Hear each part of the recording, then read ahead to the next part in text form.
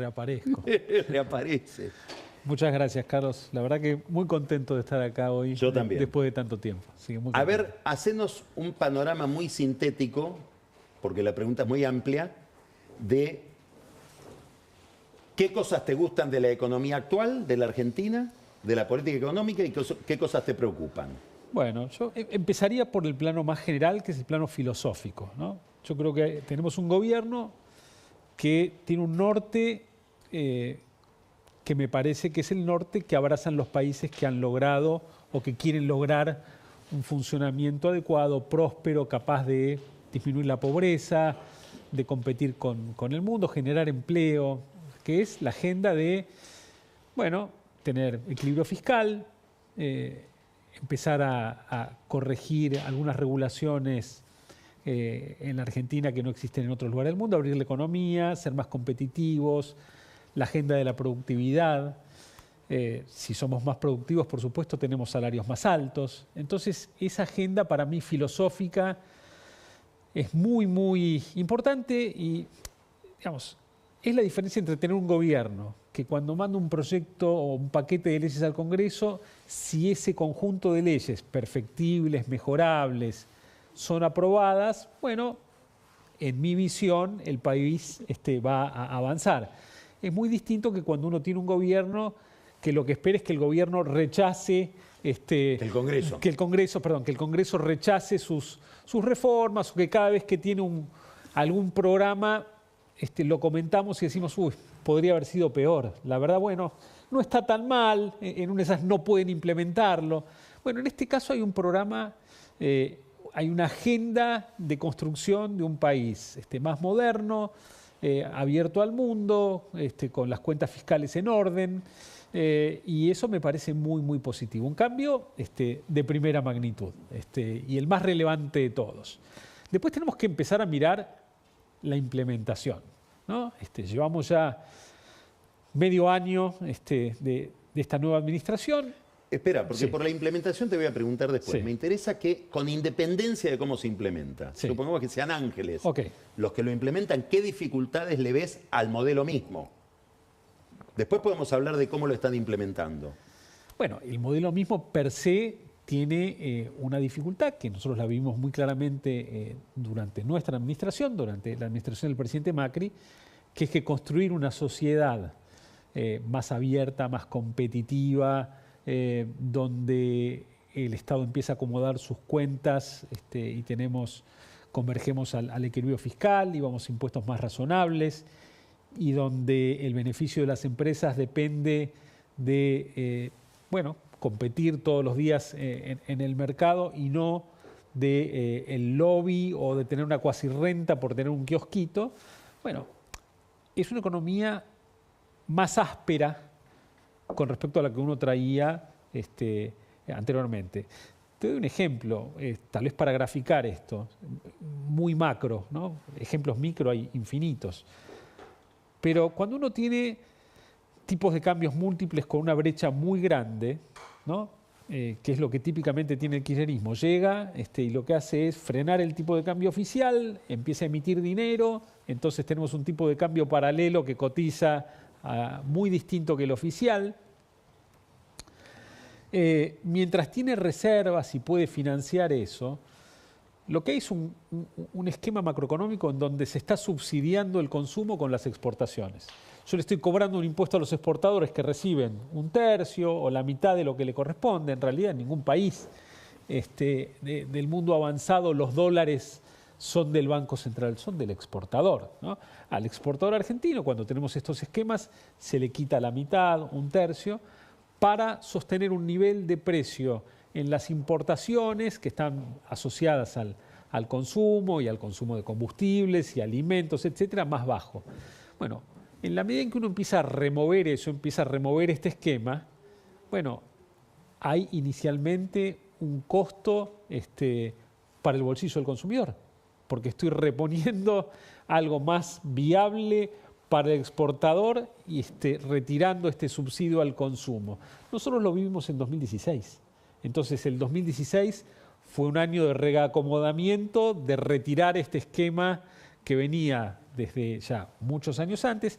estamos viendo algo muy parecido ahora y además esto típicamente coincide con que cuando viene un gobierno razonable intenta, bueno, reducir estos consumos, estos subsidios irracionales que el kirchnerismo le pone al transporte y a la energía. Y eso también implica también retirar un subsidio que impacta sobre los consumidores.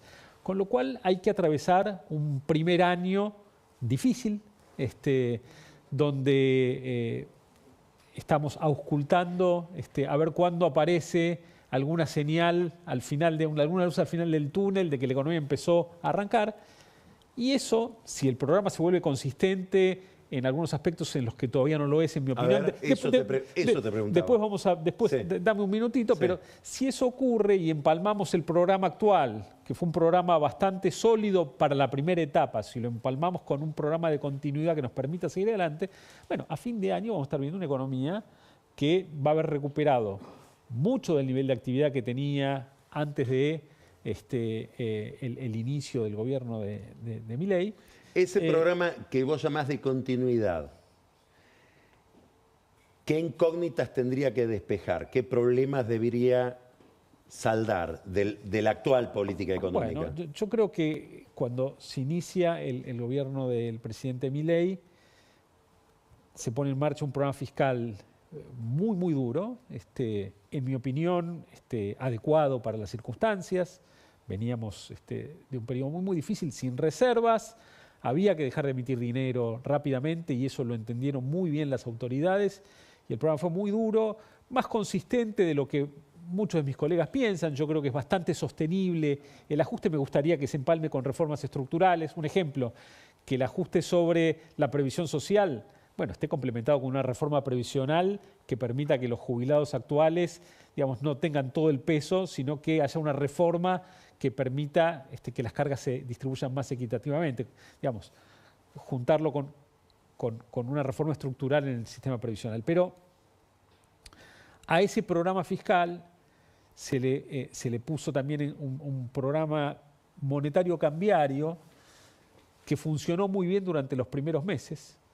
Se recompusieron las reservas del Banco Central, se redujeron los pasivos del Banco Central, el balance del Banco Central hoy está mucho mejor, tenemos más reservas, aún a pesar de haberse pagado un montón de deudas que tenía el Banco Central, por ejemplo con el BIS, otros organismos, pero de acá para adelante nos falta tener un esquema más permanente con el cual podamos imaginarnos el futuro.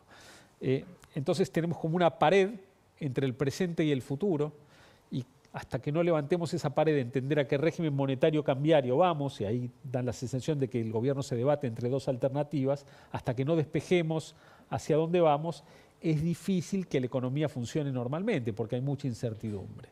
Entonces creo que es muy importante que el gobierno dé la señal de Yo tengo la cuál es el sensación, esquema. por cosas que he leído que dijiste, hace poco en Clarín, por ejemplo, de que vos tenés una visión menos apocalíptica que la que tiene el gobierno respecto del riesgo que se corre al levantar el cepo. Yo creo que el gobierno, con este programa fiscal, podría haber levantado el cepo apenas inició el gobierno. Y cuando digo levantar el cepo, es levantar la mayor parte de las restricciones que hoy tiene.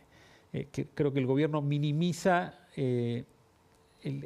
la importancia de lo que ha hecho fiscalmente en términos de la capacidad de levantar el cepo. ¿Por qué? Bueno, en primer lugar, digamos, ¿por qué el gobierno pudo acumular reservas aún en el verano, cuando típicamente la Argentina en el verano siempre estamos penando hasta que llega la cosecha?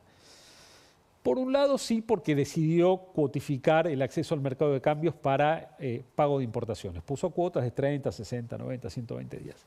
Pero por el otro lado, porque se generó un exceso de demanda de pesos, porque dejó de emitir pesos por el ajuste fiscal, digamos, el Banco Central dejó de financiar al fisco, se frenó la oferta de pesos en un momento en que, producto de la devaluación del peso, que fue blanquear la devaluación provocada por la emisión de pesos de Massa y Guzmán, digamos, eso genera un aumento en la demanda de pesos. Si devalúo y se traslada a precios, necesito más pesos en el bolsillo, la sociedad necesitaba más pesos en el bolsillo, el gobierno no lo convalidó con más oferta, se generó un exceso de demanda de pesos que hizo que el central pueda acumular reservas. La inversa de cuando en los gobiernos kirchneristas sobran pesos y todos atacamos las reservas del Banco Central. Esto, digamos, no es un invento mío.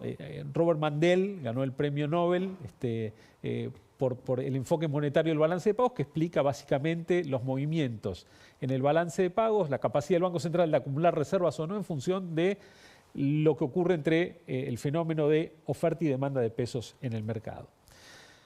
Entonces, entendiendo eso, si el gobierno continúa con una política monetaria restrictiva, y justamente puede hacerlo porque ha dejado de emitir, si además tenemos en cuenta que un peso sin cepo, un peso convertible, tendría mucho más demanda que un peso con cepo, digamos, es un peso mucho mejor, y además, si las tasas de interés fueran más elevadas, hoy, digamos, no tengo dudas de que si el gobierno levantara buena parte de las restricciones cambiarias, es probable que el peso se apreciara desde el tipo de cambio paralelo de hoy, de los 1.250 que cotiza hoy, podría apreciarse. Ahora te hago la pregunta... Entonces, y creo que debería animarse el gobierno porque, digamos, el statu quo no sirve.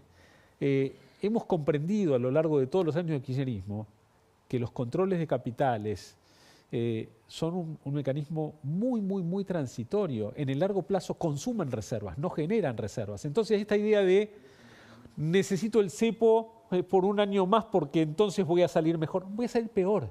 El mejor momento para salir era hace unos meses, después hace 2 meses, y hoy es mejor que dentro de 2 meses.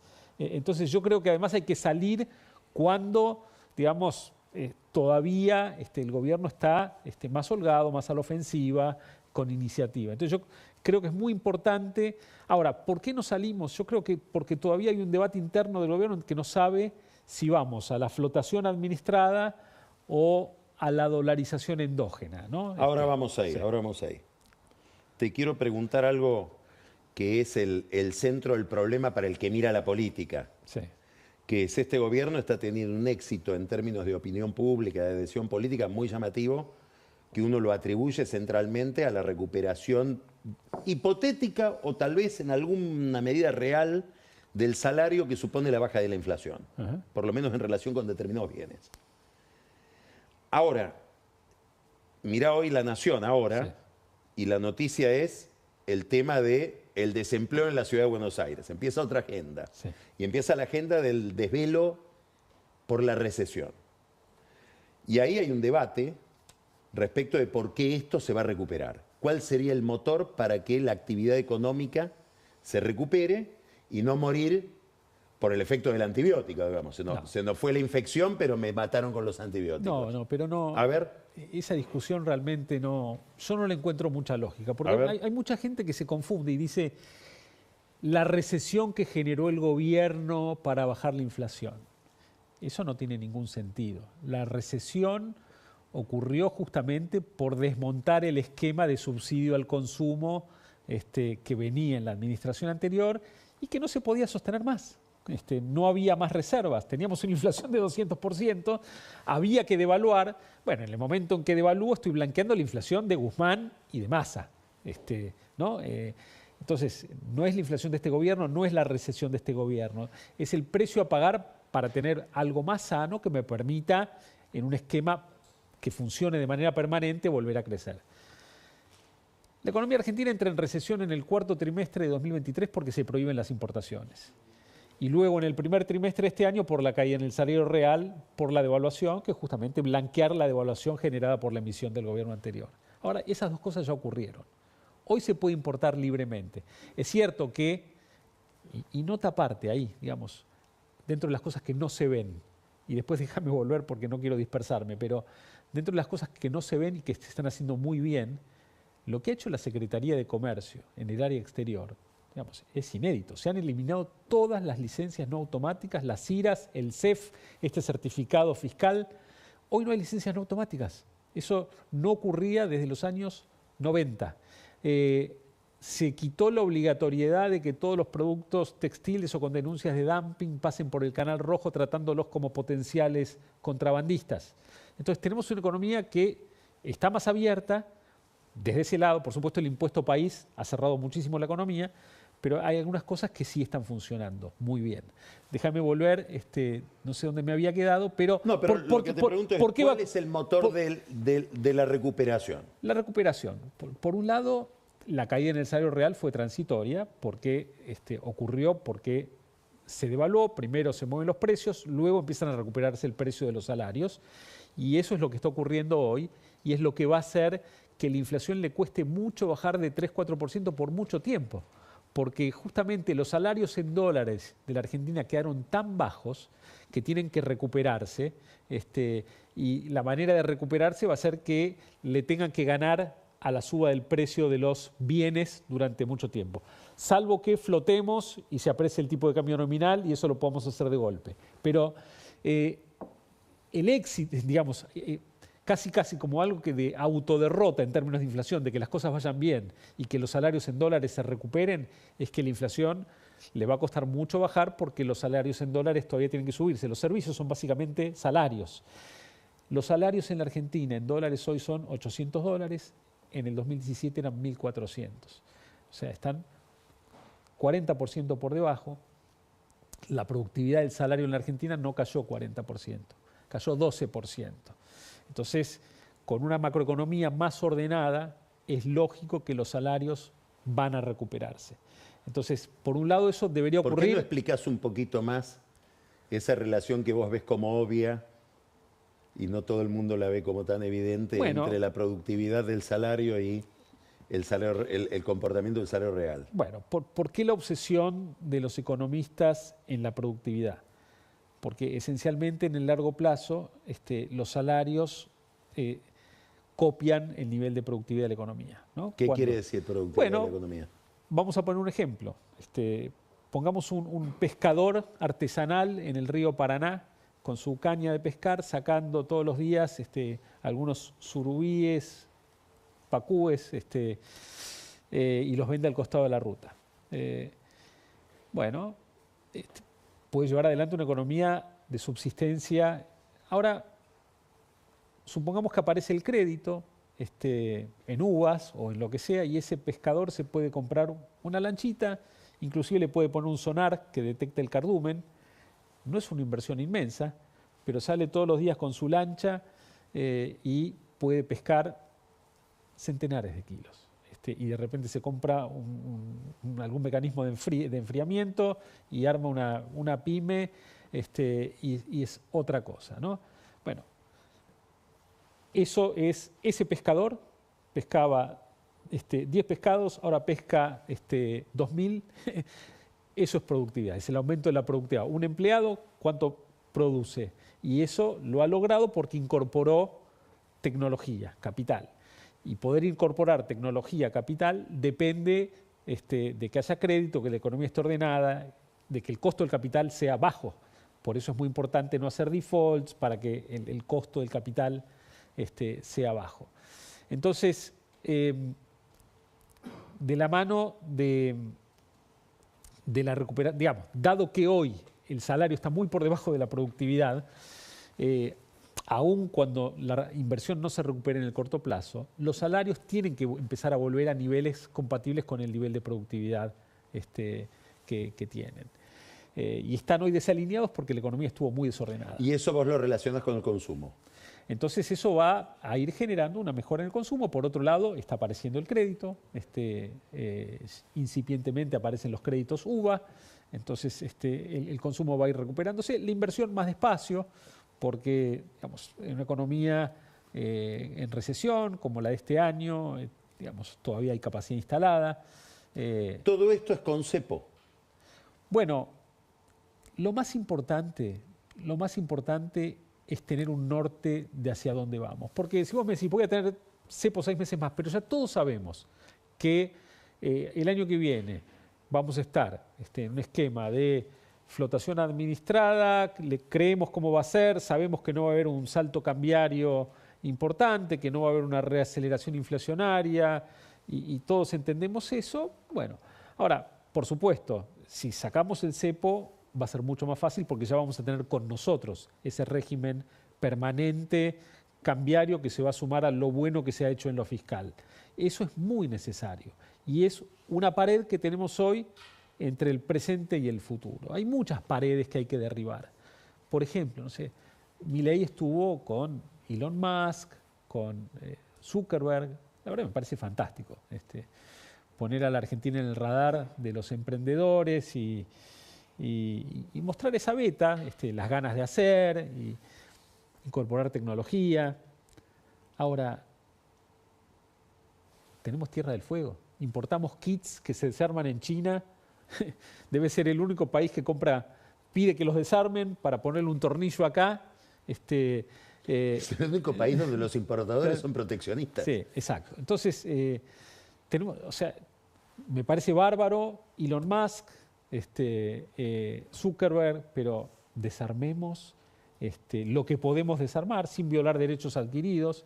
Pero nosotros en 2017 igualamos los impuestos internos gradualmente del continente y de Tierra del Fuego, bajamos aranceles y con eso, digamos, vamos a poder tener teléfonos a precio internacional, notebooks a precio internacional, y vamos a recaudar más impuestos porque va a haber un desvío de compras desde Tierra del Fuego al continente, entonces se va a recaudar más IVA y ganamos todos, el consumidor y el fisco.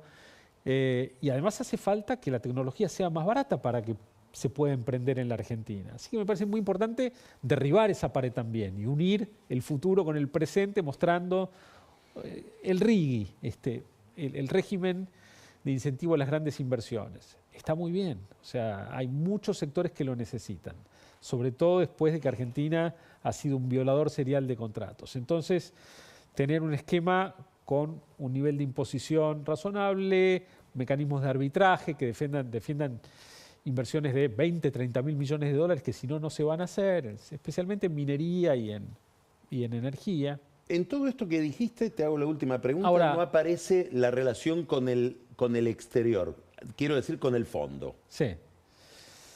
Bueno, yo creo que es importante que Argentina anuncie este programa de salida del cepo, con apoyo del Fondo, del Banco Mundial, del BID, con desembolsos netos que le den más potencia a desembolsos netos anuncios. Es más plata de la que está prevista. Sí, más plata de la que está prevista, que podamos armar un paquete donde nos presten 10, 15 mil millones de dólares entre el Fondo, BID, Banco Mundial, CAF, etcétera. Creo que para ellos es más factible apoyar un programa de salida del cepo hacia una flotación. Para vos también, ¿no? ¿Te gusta más eso que la dolarización o no?